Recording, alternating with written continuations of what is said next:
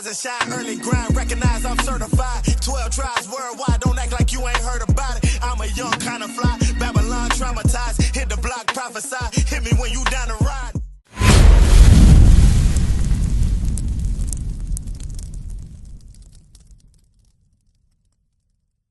Here in New Mexico, Oklahoma, Texas, wherever you may be from, Kentucky, California, you have been indoctrinated to believe that Jesus Christ came to save everybody because you believe in this lie right here.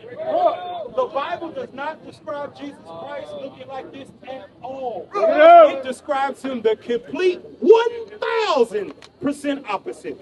Here's the proof of it. And this needs to be taught to blacks and Hispanics or Pacific Islanders because we are a people that have been taught to hate ourselves and love their image. That's why when little girls like this got beautiful woolly hair, they grow up and they see the images on TV. What do little girls do when they grow up and become grown and go out on their own most times? What do they do with their hair? What do they do? Straighten it or make it more goofy. They make it more what? Goofy. Goofy. Have you ever seen them make it more straight? That's what they do. Bring it They up. make it straight. But your hair right now is not bone straight. Your hair is kinky and curly. It's twisted up into dreads right now, right? That's how God hair look in the Bible. That's right. Because we've learned to hate ourselves because of this image in Christianity, when we see this, we think this is ugly. We think our hair is nappy. And we conform to the ways of society because we don't know who we are according to the Bible. Now watch this. Read that about Christ. Watch this. We're going to read what Jesus Christ looks like. And y'all tell me if it looked like that or if it describes what your daddy does. Okay? Let's read it.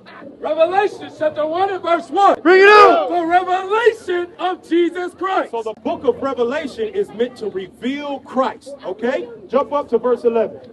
Verse 11.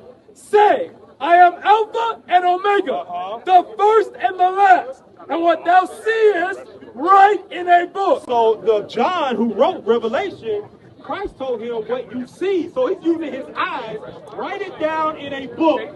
Why would Christ tell him to write it down in a book?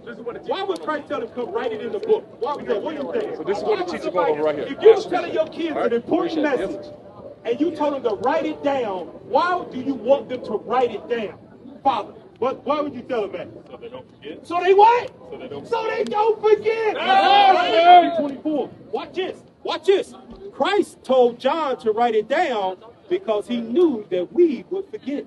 Watch this. Matthew 24, I think it's verse 3. Watch it. Matthew chapter 24 and verse 3. As he sat upon the Mount of Olives, the disciples came unto him privately, saying, Tell us when shall these things be, and what shall be the sign of thy coming, What shall be the sign that we can look for you to come? Read. and of the end of the world? And Jesus answered and said unto them, Take heed that no man deceive you. Hold on, what? Take heed that no man deceive So you. back in Revelation, he told John to write it down so no man would do what? There you go. What happened to black folk when we was in slavery? They wouldn't let us read our book.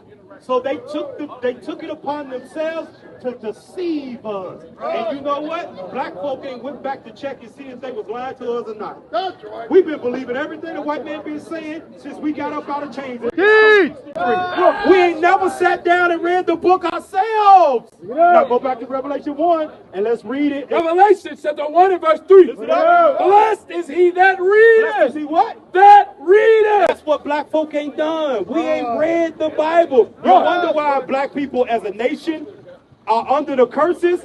Is because we won't read the Bible. Just sit down, take the time. Because I see you got a cross on your neck right now. That you got an angel or something like that.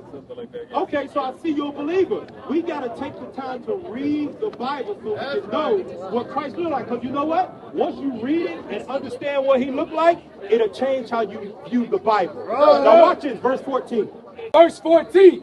His head and his hairs were white like wool. So it said his head and his hairs were white like wool. So it gave you the texture. It said wool. Now watch the color it tells you. Read. As white as snow. So he told you the texture was woolly. He didn't say it was stringy like a goat. He said his hair was woolly and completely white when he seen him. Read.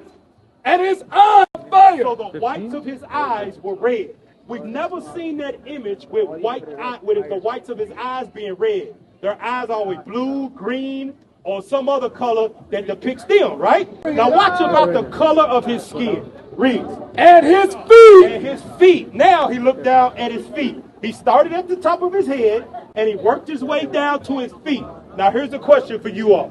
Are y'all feet in these Crocs a different color from your legs? Are your feet brown and your legs purple? Okay, your legs are brown. Is the rest of your body brown as well? Yes. So your feet are the same color as the rest of your body, right? Yes. Okay, let's see what color Jesus' feet was. Read that. And his feet like unto fine brass. Now here's the color, because they might not know. What color is the brass family? Is it purple, red, orange, or brown? Brown, right? Okay, so he looked at his feet and they was brown. So if his feet was brown, what color was his legs?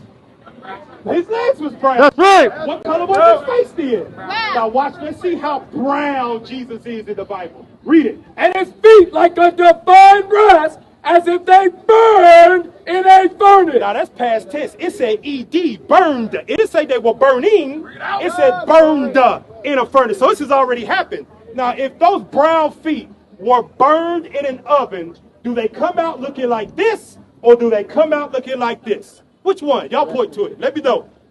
That one right here. But look, we have been taught that Jesus looked like that. And it's nowhere written in the Bible that he looked like your oppressors. Those are teachers of lies. And we come out here to let our people know the Messiah that came from the tribe of Judah, you would have called him an American black today. Right. He would have been hated on the earth today. He would have been called a Negro. Right. He would have been called a thug. He would have been called a YN today. The world would have hated him. So don't, I want you to think that these people love Jesus. No. They love the image of the beast. Right. That the Bible talks about. They do not love this, because if they loved it, they would have been petitioned after they read that he had hair like wool, change the image of Jesus to look like this. Bring it out. Have you ever seen white folk ever put in a petition to make Jesus black on Google? Bring it out. You ever seen that? You ever seen that? No. Don't let them lie to you. We here to tell the truth. Wait, before y'all go, here's the last scripture. John 8:32. Why is the color of Jesus Christ important? First, it tells you the identity of the real Israelites. Because Jesus didn't pop out black and the rest of his people came out white. Right. That ain't happening. That don't happen. We're living in reality here, y'all. If he's black, the rest of his damn people is black. His mama black, his daddy black, his cousin's black, John the Baptist black, Solomon black, King David black. Everybody black. In the Bible. That's why we don't read it. Now watch what the black Messiah said. Read that. John chapter 8 and verse 32.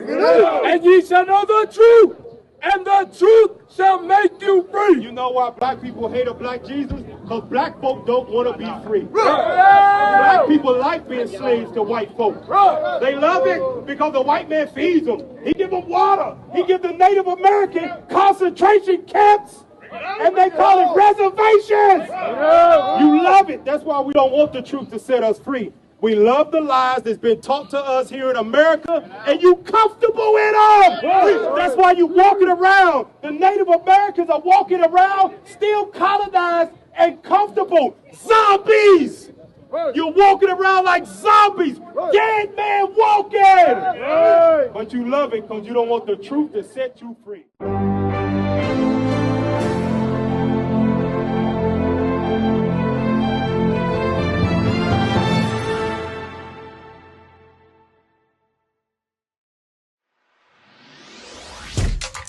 Shalom, Israel. This is Bishop Nathaniel. I want you to know that you can view all our Sabbath classes live on IUIC TV. That's right, I said on IUIC TV. Download the app today. Shalom. What is the nation?